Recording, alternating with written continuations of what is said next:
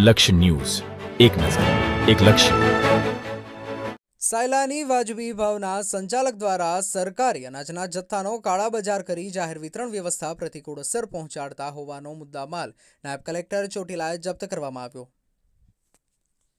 30/6/2025ના રોજ 10:45ના અરસામાં નાયબ કલેક્ટર ચોટીલા એચ.ટી. મકવાણા અને તેમની ટીમ દ્વારા માર્કેટિંગ યાર્ડ ચોટીલા પાસેથી સાયલા તાલુકાના મોટી મોરસલ ગામના સરકારી વાજબી ભાવની દુકાનના સંચાલક શૈલેષભાઈ હરજીભાઈ ડાભી રહે મોટી મોરસલ તાલુકો સાયલાવાળા સરકારી અનાજનો જથ્થો છકડો વાહનમાં ભરી કાળાબજાર કરી વેચાણ કરવા આવેલ, જેનાથી જાહેર વિતરણ વ્યવસ્થા પ્રતિકૂળ અસર પહોંચાડેલ છે. આ સરકારી જથ્થો વિશાલભાઈ વાજાભાઈ ડાભી રહે મોટી મોરસલ તાલુકો સાયલા વાળાના છકડા વાહનમાં ભરી માર્કેટિંગ યાર્ડ ચોટીલા ખાતે કાળાબજાર કરી વેચાણ કરવાના હેતુથી લાવેલ હતા.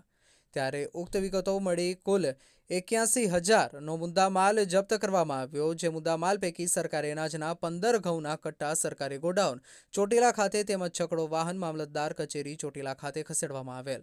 આમ સાયલા તાલુકાના મોટી મોરસલમાં આવેલ સરકારી વાજબી ભાવની દુકાનના સંચાલક શૈલેષભાઈ હરજીભાઈ ડાભી રહે મોટી મોરસલ વાળાએ કુલ સરકારી અનાજના 15 કટ્ટાનો કાળાબજાર કરી ખુલ્લા બજારમાં મોટી કિંમતે વસૂલ કરવાના ઈરાદાથી વેચાણ કરી જાહેર વિતરણ વ્યવસ્થા પ્રતિકૂળ અસર પહોંચાડવાનું ગેરકાયદેસર કૃત્ય કરેલ હોવાથી તેઓની વિરુદ્ધ target public distribution system control order 2015 અને એસેન્શિયલ કોમોડિટીઝ એક્ટ મુજબ નિયમો અનુસાર કાર્યવાહી કરવામાં આવેલ છે. રિપોર્ટર બ્રિજેશ ત્રિવેદી, સુરેન્દ્રનગર.